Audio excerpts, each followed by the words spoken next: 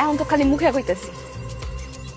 আমি যদি এ বাড়িতে থাকি না, তোর মায়ের ভাতের সাথে বিষ মিশাইয়া যে কোনোদিন তোর মারে মাইরা ফেলামু।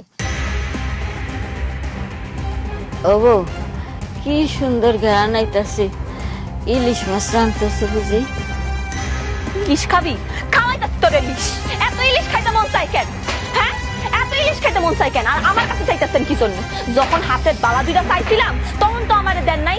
লিসেন কারে, নিজের মাইয়ারে। তাহলে আমার কাছে ইলিশ খাইতে চান কেন? মাইয়ের বাড়িতে যায় খান। ও বউ, আমার মনে হয় কাপড়টা নষ্ট হয়ে গেছে, একটু দেখবা?